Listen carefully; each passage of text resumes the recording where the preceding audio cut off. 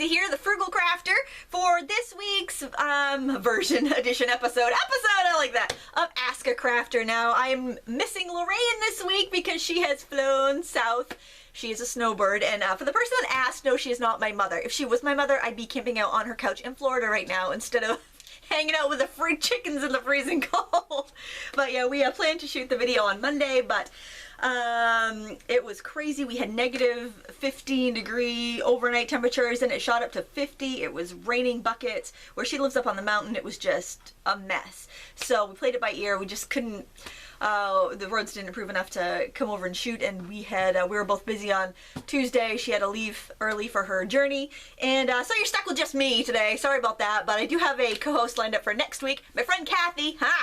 You can't back out now because I said your name right here on the air. There we go. Let's hope. She's not answering my calls anymore. Alright, let's just get to the questions.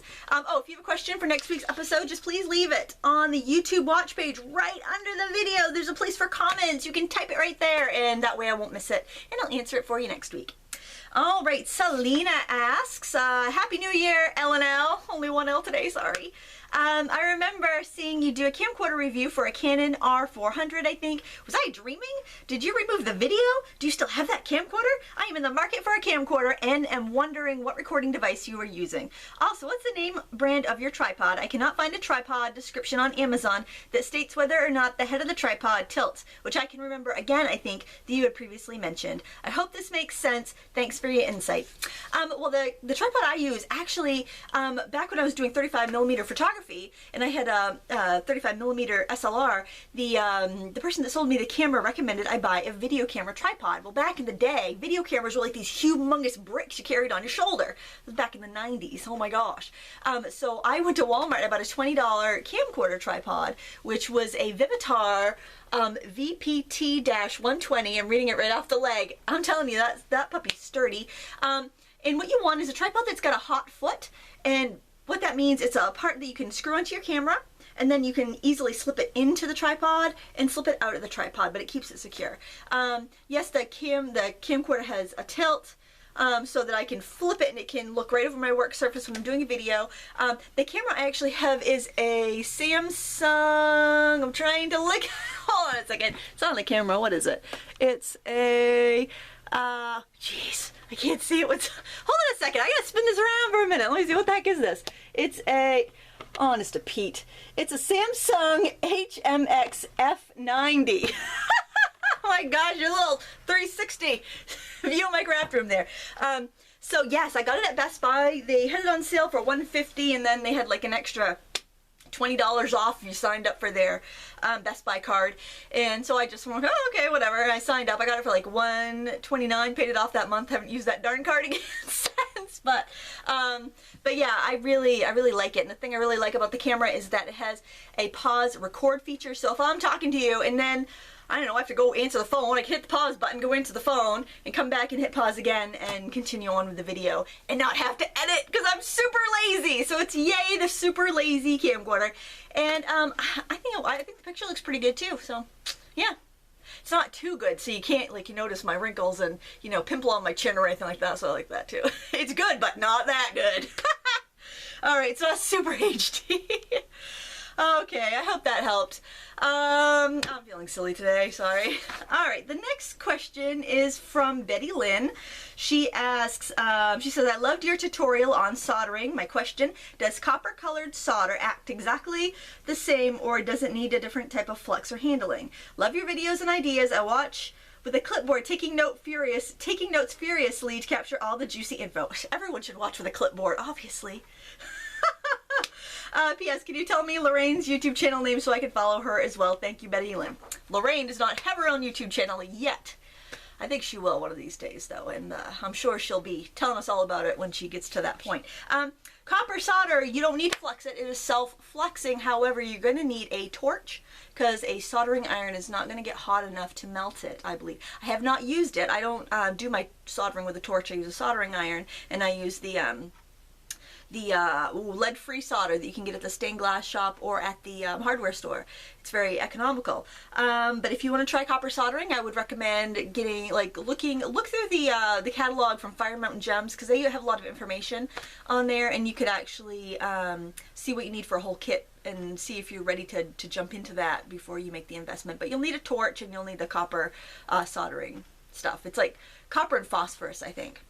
But then, hey, everything's going to be copper. You won't have this little bit of silver showing up in your copper tape, which is kind of nice. Or you could just solder copper wires. All right.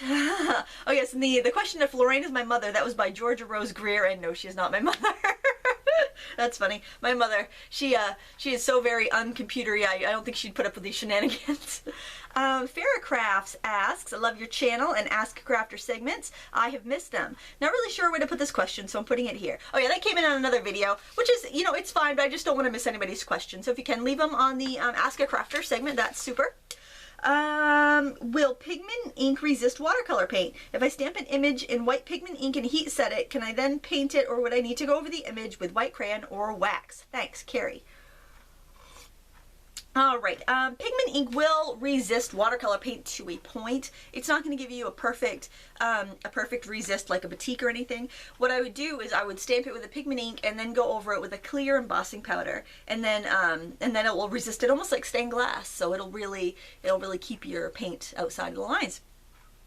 Ira Schubert asks, do you have the best ideas, informative and entertaining? What more could we ask?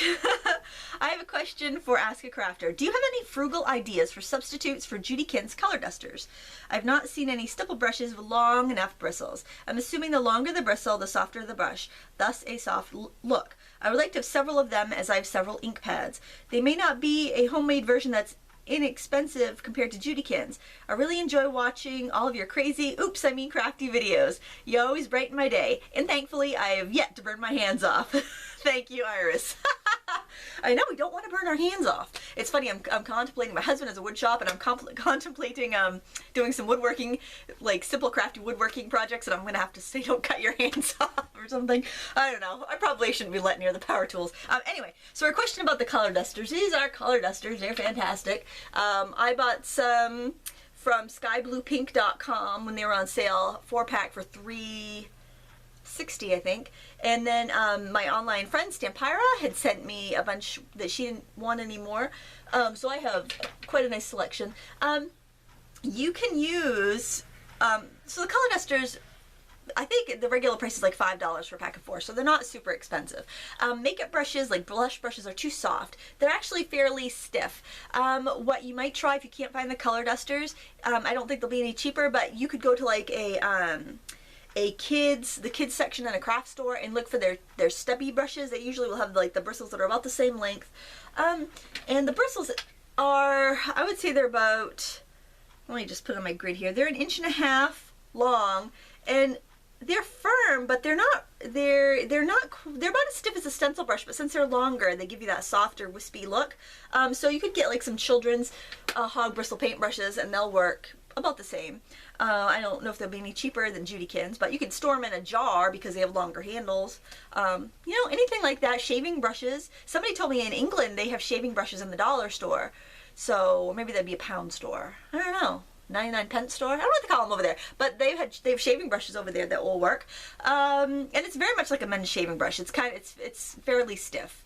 But you know, when you sweep it across, you get a nice soft look. So there you go. You can pick them up at stamp shows. Sky Blue Pink carries them. Somebody told me Joann's carries them online. I haven't seen them on joanns.com, but I haven't really looked. But they have 40% off and 50% off quite frequently on their stamping supplies. So you can't beat that, really.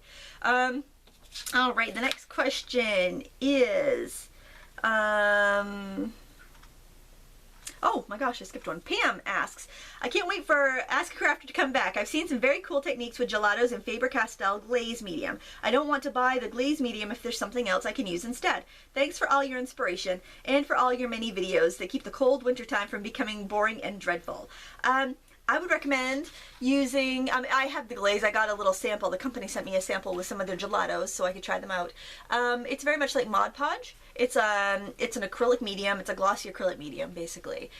So either one will work interchangeably. Any sort of acrylic gloss medium should do just fine.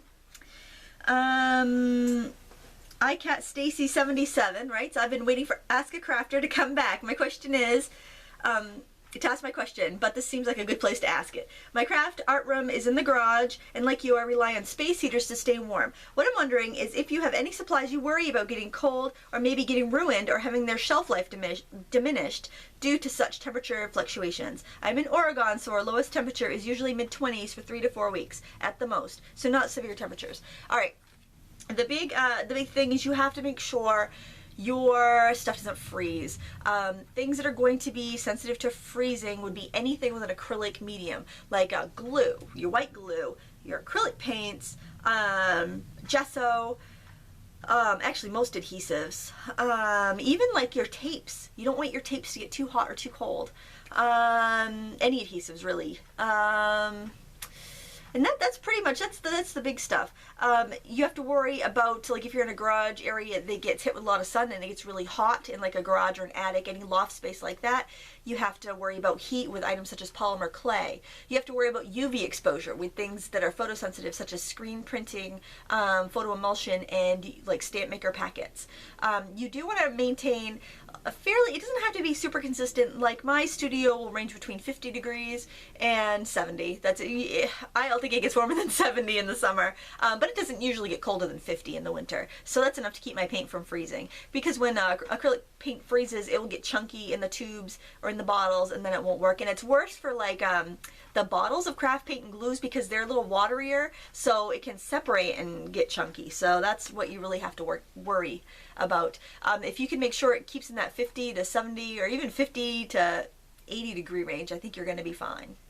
But yes, you definitely have to protect your supplies. You've paid for them. They're an investment. You want to make sure you can use them. And that brings me to another point that when you buy things, you know, you go to the store to see a crazy sale, and so you just, oh my gosh, I'm going to buy this. I'll never see this price again. If you buy too much, you can't use up in a year or two, like for paints and glues and things like that. You are actually wasting your money because chances are it's gonna, a lot of these items have shelf lives, and if you're not keeping them in the most perfect conditions, they can get chunky and be ruined before you even use them. So keep that in mind when you're shopping. Don't overbuy to the point where you can't use it up within its like life frame. You wouldn't buy 10 bags of salad mix because it's on sale, unless you really love salad or you're juicing or something, because you couldn't use it up and it would just go bad and go to waste. It's the same idea when you're buying craft supplies. Some stuff will keep forever, like pastels and watercolor paints and things like that, but you know, some things definitely have a shelf life.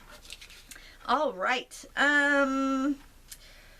Linda Bloom asks, okay, here's a weird question. Lindsay, what color and brand of lipstick are you wearing in this video? Love that color. Okay, I'm wearing the same color right now. It's Desert Plum by L'Oreal. And it's probably discontinued. It's like all the other stuff I use, it's discontinued. Dinosaur asks, my question, I have some cheap craft ink pads I need to replace. I thought I'd order from Stampin' Up and get the refills at the same time. I can't tell by the color names or swatches which ones are the primary red, blue, and green. Also, I heard Stampin' Up changed their ink pads and the new ones are not good. I could keep my cheap pads and just get the refills. Any input would be appreciated. Absolutely. Buy the refills and refill the dye-based inks that you have. I don't think they're carrying the pigment ink, so make sure it is a dye ink pad that you have. As far as the new pads, I went to a stamping party and I used them and I thought they worked pretty good, but I heard there was some problem with the new black formulation that it wasn't waterproof anymore. So you might want to hold off if you're considering buying the pads. I have older pads, so I'll tell you what I think the primaries were from the older set, and that would be Brilliant Blue, Yo-Yo Yellow, and Melon Mambo, I think, was a pretty bright primary red, or maybe Real Red. They should all be probably in the brights line, but they change their colors, so I'm not sure. I don't have all the new colors, so just keep that in mind. Yeah, and I would just re-ink the pads you have. If your pads are in good shape, keep them. That's why you buy re-inker, so you can keep the pads that you have. Correctable says, hello and happy new year to our frugal funny gals. Okay, so I love, love, love the faux washi tape, but my scrapping buddies and I don't have those neato brushes. Will older makeup brushes work, or are they too soft and supple for this color technique? How can we make one, or can we use a stencil brush? Thank you for your time. Dana and Lisa, scrapping buddies. Okay, Dana and Lisa. That's so much easier to say than your YouTube name. Yeah, well, so I used the color dusters in that video where I made the faux washi tape. Basically, I just masked and stamped paper so it looked like there was washi tape on there. There was no actual tape involved. Yeah, you could use stencil brushes. Makeup brushes will be too soft, or you could even sponge. Use like a sponge and lightly tap sponge, you know, makeup sponge ink onto the through the mask, or even like any blenders that you have will be just fine for that. You know, use what you have. It's not like an exact science or anything. If it was an exact science, I probably wouldn't be doing it. Crafty Von Mad Granny. Crafty Ron Mad Granny, I love that, asks, I think I'm going to have to stop watching your Ask a Crafter. I spend so much time laughing that my husband is convinced I'm losing the plot as I sit in front of the PC just giggling. I know I've seen one of your videos about using ordinary Crayola wax crayons and blending them with question mark. Can't remember what you suggested blending them with. I live in the UK and am so envious of all the things I hear you say everyone can get at the dollar store, etc. But we have some pretty good craft stores over here, so I won't complain. Many thanks for your lovely fun features and entertaining chats. Alright, so, are you talking, I'm just wondering if you might mean Crayola colored pencils. I don't think I've done any videos with Crayola crayons. I've used watercolor crayons and blended them with water. You can blend Crayola crayons with like Goo Gone, or even a little heat, like if you colored and then you heated it with your hairdryer and then you smudged it with your finger, that would work, because anything waxy like that can be blended with heat or Goo Gone or paint thinner. I would use Goo Gone, it smells better, it's less toxic, or a little bit of heat. And the same goes for colored pencils. So, but colored pencils, I think I would probably use a little bit of Goo Gone on a Q-tip and just kind of spread it that way. All right. Decidus3 asks a question about glue sticks. Mine are yellow and probably 15 to 20 years old. Are they still good? I'm trying to become friends with my super old QVC glue gun. They should be just fine. They probably turned yellowish because they've just been exposed to sunlight, and hot glue is basically a plastic. So so that's probably it. It's probably just been exposed to light. You just make sure you use it where, and the glue is hidden underneath something. It should work just fine.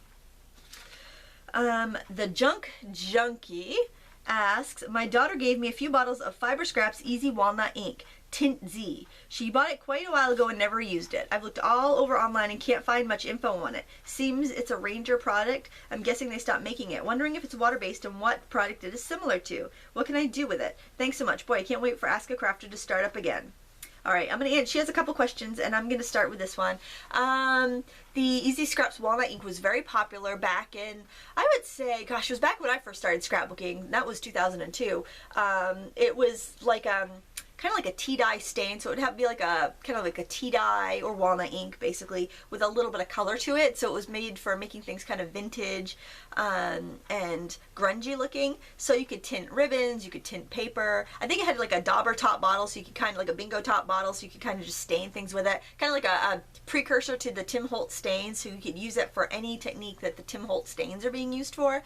The color won't be as vivid because that's just not what was popular back then, but it's absolutely perfect for getting a vintage effect on your projects. You could even dab it on a stamp and stamp with it and get a nice vintage effect that way.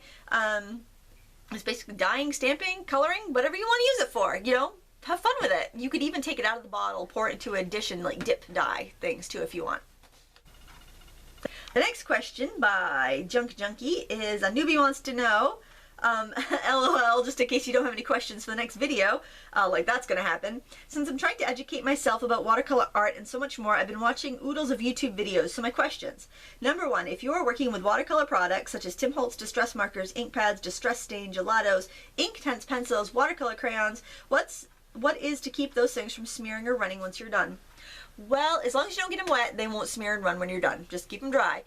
You can mat them and frame them under glass. If they're in a book, they're going to be fine. As long as you're not going to get them wet again, they're going to be just fine. If you're worried about it, you could spray it with some like Aquanet cheek pear spray or some fixative or clear sealer. That's up to you. I don't think it's necessary.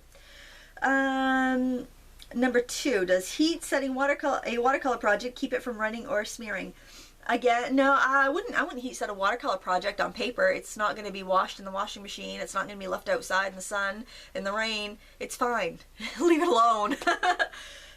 What exactly is a blending pen? How is it used? A few name brands. Well, Dove blender, La Plume makes a blender pen. My favorite is a Stampin' Up! Blending pen. It is a pen that contains water and glycerin, so it glides across your paper and blends your water-based mediums without pilling up and disturbing the paper itself.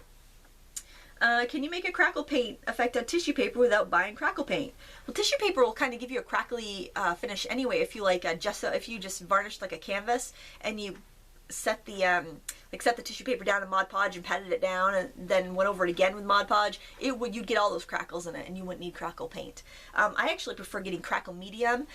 Delta Ceram Coat makes a great crackle medium, and then you can paint anything whatever color you want. Let it dry, paint the crackle medium on top, and then paint another color paint on top, and then you can get a crackle with whatever color you want. So I really prefer getting a crackle medium and using the acrylic paints you already have. Number 5, brushes. I saw you using a short brush in your washi tape video. Did you make that, and what do you do with washi tape? Oh my gosh, it's another color duster question. They are color dusters by Judy Kins. And the washi tape, see, I have a couple rolls. I never use it, so that's why I made the faux washi tape video. I thought I'd put a link to that so you guys can check that out if you haven't seen it yet. But it's just to get the look of washi tape without actually using any tape. It's just a decoration, or you can use it to wrap presents with, or maybe use it as an embellishment, basically. Have you done any crafting with melted crayons? Yeah, I did one with the kids. But that's about it. I haven't really... it was fun, but it wasn't something I really wanted to explore further. Have you ever tried Yupo paper? Yes, Yupo, Y-U-P-O paper is fabulous. I will do a tutorial on that because I have some. It's a lot of fun to use. I got it probably, 15 years ago. I got it, I think, when it first came out, and I have a stack of it in the corner of my studio, so I will give that a try for a video. Copic markers, any info on how to use them? Oh my gosh, this is like a whole segment. Yeah, color with them. I go from dark to light. I color my darkest color, color over it with my medium color, and spread that color out, and then color it all over it with the lightest color so I get a nice blend. But basically, just color and use a nice cardstock with a good surface like Nina Solar White Classic Crest, super smooth, something really smooth, and it should work really well for you. And you mentioned graphite paper on a video once, but never explained how to use it. Thank you. I just did a video actually on how to make your own graphite paper and how to use it. I'll put a link, at least under the video, if not up in the air, air link somewhere that you can click so you can see that video as well. All right, whew, that was a whole slew of questions. You could do a whole video on that. Thank you very much, the junkie, for those questions. Jazz Monkeyfication. Jazz Monkeyfication, that's pretty cool. I really loved the color theory stuff. It was funny to see Lorraine's reaction to it as if it's one of those things that can be a bit yawny to some people, but haha. I would absolutely be up for more color theory lessons, and also a breakdown of all the different types of paper and their best uses. I'm completely lost. I would like to buy a sketchpad, but I don't know where to start. I would use it for pencil sketching mainly, maybe acrylics or watercolor pencils, but probably not watercolor paints. If I do something, I might want to take it out and frame sell it, but what's the cheapest pad that can do all this? Also, thanks for all the crafty goodness. It's brilliant. I think I would recommend a Bristol pad, and Bristol paper comes in 2 finishes, either plate or vellum. Plate is smooth, vellum has a bit of a texture, and you can get it at any art supply store in pads. They'll be less than 20 bucks. You can use it, usually, it depends on how big of a size you're getting, but you could use a 40% off coupon at like AC Moore. They carry it. Strathmore is a good quality brand, and it's very easy to find. I think I would go with that because it's a nice, stiff, sturdy paper, and it should hold up to any of those mediums that you mentioned. Starlight Milster asks, do you happen to have a list of Frugal Crafter favorites or recommended products? No, I don't. Just those I just kind of talk about stuff as I'm using it and like it. But if you have a specific question, like you know, what paper do you like the best, what, you know, because there's so many products out there, and what's my favorite might not be the best for your work. So no, I don't have a list of favorites, but if you're ever wondering about what I think about a product, if you go to my blog, link is below, and there's a little search bar up in the upper right hand corner, type in that product, and if I have a post on it, it'll come up, and then you can, you know, kind of see it in action and see what I think about it, because I'm honest. I tell you what I think. I don't just say I love it because the company sends it to me. Vicky Hooper writes, "Hey Lindsay, I'm in the process of redoing my craft room and like you try not to spend money. I am an avid coffee drinker and have saved my coffee creamer canisters and would like to do something with them to make them a little more pleasing to the eye and not look like a creamer canister. They are plastic and wondered if you could give me some ideas of what I can do with them." Okay, you could, I'm thinking it's probably the ones with the powdery creamer, because those hourglass ones I don't think would store that much unless you chopped them down a little bit. But either way, you can buy spray paint for plastic. So if you have a specific theme, I always told myself that one of these days I'm gonna go and paint all my shelves and tabletops and everything white. It's not gonna happen. It's just one of those, oh yes, when I'm looking at Pinterest and I see all these beautiful roses, yeah, I'm gonna paint everything white, yeah, fat chance. But you could, if you're more on the ball than I am, if you got your act together, you could get one of those, get a spray paint. They spray paint for plastics. I think Krylon makes it, and you could spray them all, and so they're uniform. You could even stencil on them, whatever, and that would be a way to take them, make them not look so creamery, coffee creamer-ish, I guess. And then you can, you know, you could put them all together. Maybe make like a wall of cubbies that you could stick pencils in, or put them all in a tray to hold things. Whatever. I mean, but spray paint's a really quick and easy fix, and it will stick to that plastic if you get the plastic paint.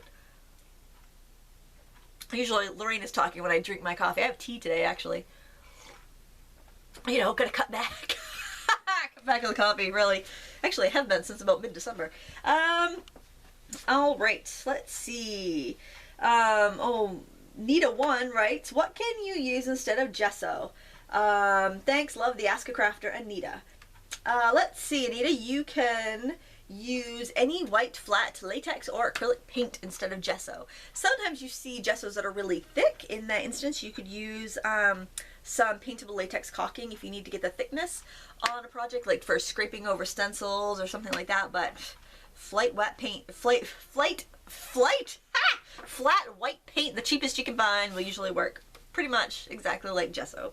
Sealing paint, it's called, in the hardware store. Okay, Galloway. I know, sorry, I butchered your name, I apologize. "I have learned so much from you. Maybe I missed about how to make stickers. What is the best tool to use for stickers?"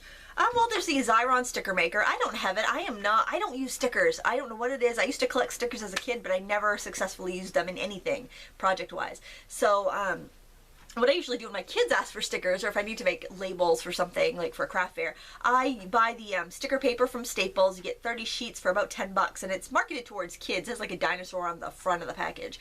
And I just print them off on my computer and cut them out, and then there's like little, the backing paper is kind of scored, so you can just kind of peel. It's easier to peel off even if you've cut out a little shape or punched out a little shape, so that's what I do. Henry Cruiser writes, "My two-part question for you is about Mod Podge. I've almost stopped using it because it wrinkles paper. I've heard that it's best not to try and smooth it out with a credit card or flat edge. And that will dry flat. Is that true? I've heard that it's best not to try and smooth it out with a credit card or flat edge and that it will dry. Is that true? I also struggle with a sticky finish which seems to stay tacky. Is it a good idea to recoat the sticky finish with finishing spray? Or is there another solution? Thank you and Lorraine for my weekly laugh and learning sessions." Okay. The glossier the finish of Mod Podge, the tackier it will be. But you can absolutely spray it with a finishing spray, like a Krylon sealer after it's dried. Like, you know, give it a week or two, or maybe just a couple days. You can also kind of bake it in a 150-degree oven. That was a tip that came from Ross Barbara over at the Realistic Art channel. That's how he cures his Mod Podge, well, his acrylic coated paper creations. So you can do that. I would just set it out in the sun and then give it a spray afterwards if it's still tacky. Or you can give it a coat of matte Mod Podge and that would stop that. I usually, if I'm Mod Podging something, decoupaging, I would put my coat of Mod Podge, and then I would, if you paint the back of your paper too, and then you put that down and then paint over it, it should smooth it right out. I think the reason you might not want to use a credit card would be because it might tear, because once your paper's wet with the Mod Podge, it will become fragile and you might damage the paper. Maybe that's why they say not to do it.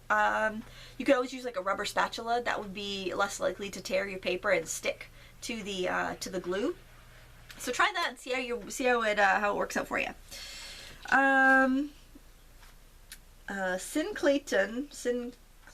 Synclation, I think. Hi, Lindsay and Lorraine. I've been using my permanent markers to draw on glossy tiles to make coasters, and I have a question. Are there other alternatives than using crystal clear glaze to set the drawing on the tile? Is it possible to bake the tiles to heat set the ink? I have greatly enjoyed your videos and look forward to your next Ask a Crafter in January. Thanks for sharing your advice and happy holidays. So let's see, permanent markers like Sharpies, using Sharpies to draw on coasters. Those are permanent. They will dry on the glass, but you can scrape them off with your fingernail if you're not careful. And if they're washed too aggressively, they might come off as well, because there's not a really good bond between the marker and the tile. So the triple thick glaze from Krylon is probably the best coat you can do. You can try baking it. I've seen that on Pinterest. People are drawing on mugs and baking them. I really don't think that that baking of the Sharpie is going to do a heck of a lot, quite frankly. But you could get, like PBO makes a glass paint. It works fabulous. You can paint that right on your coasters instead of using Sharpies to draw. And that stuff is permanent. You bake that and you can even put it in the dishwasher. It's amazing. So that would be my recommendation for coasters. Edna CG writes, I think you are truly an artist. Everything you create is fabulous. And it's got 3 exclamation points. So it's like, fabulous! I love that. I love the 3 exclamation points in relation to my fabulousness.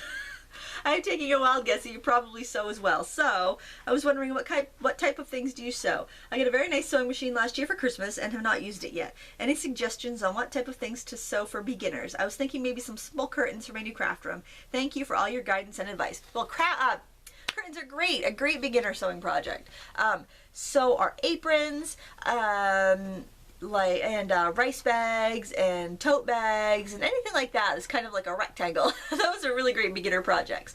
But once you get bored with those, you may try getting some clothing patterns. And I really like the Simplicity It's So Easy line. You can find them at Walmart. They're like $3 regular price, so it's not like those crazy expensive patterns. And the patterns are really easy. For some reason, Simplicity patterns I think are easier to sew than Butterick or McCall's. I just got a dress for him for Christmas, so I'm looking forward to doing some more clothing sewing myself. I love to wear dresses, so I'm looking forward to some nice summery dresses in my future. I'll sew them now, so I'll be ready for summer. In theory, anyway. We'll see how I stick to that plan. But I would recommend just some easy home decor projects like pillows and rice bags, tote bags, stuff like that. Really show off some great fabric. It doesn't take a lot of fabric, and you'll get to know your sewing machine. All right. Okay, this is Anita again. How do you make the clear stamps stay on acrylic blocks? Mine keep falling off. Thanks for all your help, Anita. I would suggest washing your acrylic blocks. Use rubbing alcohol and wash your blocks. Make sure they're really clean. First, wash them all with soap and water. I do this probably once a year because they get gross. And because once pigment ink gets on them, then they're greasy and the stamps don't stick. So wash all your blocks with soap and water, dish soap, Dawn or whatever, and dry them off, and then wipe them down with some rubbing alcohol, the kind that's in your bathroom, and wash your clear stamps. If your clear stamps aren't sticking, they probably have some residue, some like embossing ink residue. You probably can't see it because it's like that clear ink, and that's what's keeping them from sticking. And that should work good. If you've got the foam back stamps, if it's like not the clear ones but the rubber ones with the foam backing, then you might just you don't really want to submerge them in water. Just kind of wipe over the back of them with a maybe like an alcohol wipe or something like that, or just some rubbing alcohol on a paper towel just to get the grease off of them, because they should stick. I mean, that's the whole point. They should stick to your blocks pretty well. All right. Did I answer this one again? Let me see. Okay. Jazzy Monkification has another question. Hi, Lindsay and Lorraine. I'm slowly working my way through all the Ask a Crafters. It has taught me a lot and given back to my crafting mojo. I have so many questions I would love to ask, but I will just ask one for now. I have loads of colorful plastic drinking straws and I don't want to throw them away. I'm wondering whether you guys could think of any crafty ways of using them. Also, what's the best kind of glue for sticking them to things? Thanks in advance if you can answer this, from Jazzy. Well, when I hear of drinking straws, I automatically think bases for beads. So you take your scraps of fabric and string and ribbon, put a coating of Mod Podge on the straw, cut it the length you want your bead, put a coat of your Mod Podge on there, wrap the fabric around, coat it with Mod Podge again, wrap some metallic thread around or some ribbon scraps around, coat it with the Mod Podge again, let them dry, and then you've got some totally fabulous funky beads. That's what I would do with drinking straws. Or just throw them in a big box labeled stuff for kids to play with on a rainy day, and they can make, the kids can make crazy sculptures or cars or other inventions with them. So that's what I would do with old straws. All right, Grace, or yeah, I think so. I think that's Grace with a typo in it. Love you two. You are great and very entertaining, and I learned so much as well. Here's a question for you. I own a tin of 24 Inktense pencils, and for Christmas got another 27 colors of these pencils that I love from Dick Blick, which is not in a tin. I'm wondering if you can suggest a storage solution for these new pencils, as they are easily accessible but not damaged from banging around in a container or having my lead broken by dropping them in a jar. I could tell you about pencil organization. I absolutely love these pencils and want to keep them in good condition for a long time. Secondly, I've only used them with a Pentel aqua brush, not filled with water, but just dipping the bristles of the brush in the water, and want to find just a regular brush which has a similar point to use with them, size, brand, etc. Thank you so much. You probably want a number 6 round.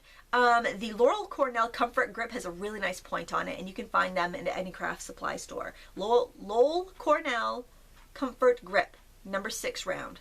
I was using one the other day. I actually got it right here. I think it's a number 6. Yep. This is what it looks like right there. Oh, my computer just beeped at me. Oh, somebody on Facebook is saying how to do, I think. It's weird, my computer is shut, too. I'm getting a little Facebook bing bong thing over there. I'm really good at Facebook. But Facebook's coming to me, apparently. That's a little creepy. And, okay, so I'll tell you about my situation. I got the bright idea the other day that I'm going to take all the pencils off of I have them in a rack that I got at a scrapbook store that was going out of business. All my pencils out on this rack, all my watercolor crayons out on another rack, everything out and ready to go. But I was finding that I wasn't using them. And I'm using this little tin of 12 pencils because I can take that little tin of pencils where I'm going and I can use it. And my Inktense are in the tin they came in, and I can take that where I'm going. So I'm only using these things in a tin now. So I'm like, okay, I need to go in my attic. I need to find every single tin that I've ever owned, because of course I don't throw anything away. And I'm going to come back and tin up all my pencils. But then there's these open stock pencils that didn't have a tin, that I bought like open stock. And so what do I do with these pencils? I'm telling you, I was like, it was like an obsessive compulsive nightmare. And I'm not even excessive compulsive, but the pencils in the tin thing was driving me bonkers. And then the fact that one pencil company doesn't put their pencils numerically in rainbow order was going, ah! I was gonna lose it. It was awful. I don't know why I'm so type A about some things, but other things I can, like, you know, let totally slide. But so anyway, what I found was a domino. It was like a tin that held dominoes, which I had since altered all the dominoes, so it was an empty tin, and it was just the right thickness and the right length for the oddball pencils that I didn't have tins for. So I would just look around and try to find a tin that is that's just a little bit bigger than the pencils that you have. I bet a cigar box would be perfect. If you go to, or even a pencil box. Duh, try a pencil box. There's my brilliant storage solution. Okay, I would go to like a smoke shop and see if they have any cigar boxes they will give away or sell to you cheap. Wooden ones are so lovely. I have a cigar box. You can get so many really cool cigar boxes, like these here. My brother-in-law smokes cigars, so he passes along his cigar. And there's so many cool ones. I love cigar boxes. This is another one. Like, these aren't the typical sized ones. The typical sized ones I think will work good for your pencil, but check this one out. I love this. This is some Cuban cigars, and they're not that cool. And plus, they just look awesome. They look really groovy. I don't have any of the flat ones right over here within reach, but those would be great for pencils. And what I would do is get a piece of fun foam and cut it, or even packing foam, bubble wrap, anything like that. Cut it so that it fits the bottom and up the sides of your cigar box, and then so if they roll around a little bit, they're gonna have cushion in there, and they'll be fine. So go ahead and give that a try. Just go into any smoke shop, or you even call them before you know, just call them and say, oh, I'm looking for some cigar boxes. Do you have any? Do you sell your old cigar boxes? Because you know, they end up with a lot of them, so it doesn't hurt to ask. I might just be happy to get rid of them to someone that's going to use them for something good. Or ask any cigar smoking friends you have if they can part with some boxes. All right, or take up cigar smoking. I know, don't take up cigar smoking. Well, I don't have a problem with it. I'm not judging anybody. Oh Lord, yes. Here I am giving up the extra coffee. I'm suggesting you go start smoking cigars. This is not going well. Where's Lorraine? She would totally have derailed this conversation by now. Oh, good Lord. She's probably halfway to Florida by now. Well, she might be in Florida by now. I don't know. Okay, where was I? So yes, cigar boxes. I think that would work great and also add to your decor. Let's see. Good grief. Completely lost my place. Okay, Paulage1 Art asks, hi Lindsay, I have a question about the Sharpie Extra Fine Point paint pens. They work great for the first time you use them, and then the next time the paint won't flow and it comes out in big blobs. Have you tried removing the nibs, cleaning and replacing them without success? Oh, I have tried. Good grief. I have tried removing the nibs, cleaning them, and replacing them without success. Have read lots of complaints with Googling this problem, but not a fix. Any ideas? I've had this problem for at least 6 pens. They are the best things for putting your name on supplies because they don't rub off the plastic or metal surfaces. Hate to accidentally take someone else's supplies for my class, or someone else picking up mine by mistake. Thanks. Okay, so the key with those pens is you have to store them flat because you want to keep that nib always moist because you don't want to be taking them apart and cleaning them. If you had to do that, probably alcohol. I think they're an acrylic based. I've had a couple. I haven't had any problems with them, but I always keep them stored flat, and I think that's why you store them flat, so the nib is always moist, and that's always a solvent in the paint in the nib, so it doesn't dry out. So I think when you tip it and you leave it point side up, it dries out if you don't use it all the time. So, you know, store them flat and I don't think you'll have that problem anymore. AJ writes, hi there, ladies can't stop laughing. Love watching the videos. I have a question about Inca Gold from Viva Decor. I am addicted to metallic color and ended up buying a lot of them at a dollar store. Now I don't know what to do with them. Have you ever tried these? Any idea? Thanks a bunch. I haven't used them, but I believe you take like a rag and you dip it in the Inca Gold, and then you rub it. You rub it on like you're putting on a gilding wax, I do believe. I haven't used them though, but you can use it just like paint on wood or paper or what have you. Excuse me. So yeah, I think you just use an old rag to rub it on, I believe. Moon writes, hi there, I have a question for your next Ask a Crafter episode. First of all, will you please show us your necklace with the bike a bit closer? I love that you use acrylic beads with glass. Can you show us all the Jesse James acrylic beads and all the colors? I've looked at my local Joann's but can't find them. Next, so if you try to find them at Joann's, at least at my Joann's, they're in, they're on an aisle, and they're in these long skinny beads, and they say Urban Ice. So the Jesse James is in small print, so it says Urban Ice is what it says on the tag, and they're hung with like the blue moon beads in that little area, at least in my Joann's. Mine are all in fish and tackle boxes, so I really wouldn't be able to show you what comes in a package if I showed you mine. Next, I would love for you and Lorraine to both discuss in great detail what crafty stuff you got for the holidays. Can you ask Lorraine to show some of her handmade cards? I've also always been curious about what she makes. One last question. I have been seeing lots of videos for crafters using stencils from Simon Says stamp and paper tray ink with stencil paste for a little raised heart look, etc. for Valentine's Day. Or snow scenes. My question is, can you use gesso in place of stencil paste, or does actual paste give you a better result? Thanks for your hard work, and I look forward to your 2014 videos. You can use gesso if it's a thick kind. Paintable latex caulking works perfect, and it's really cheap, and works great for stencils. Let's see. Lorraine isn't here. She'll be back until the spring. She'll be back when the snow melts. She's headed. So I'll ask her that when she comes back. And crafty stuff, I got a dress form. So I was very happy to get my dress for him for Christmas. And that was probably my craftiest gift. I did get this chair that I'm sitting on for my sister, so I'm pretty excited about that, so I can sit when I'm working. I'm not bouncing around like a lunatic doing my videos, which is nice. And I got my space heater under my desk, so keep my legs warm and toasty.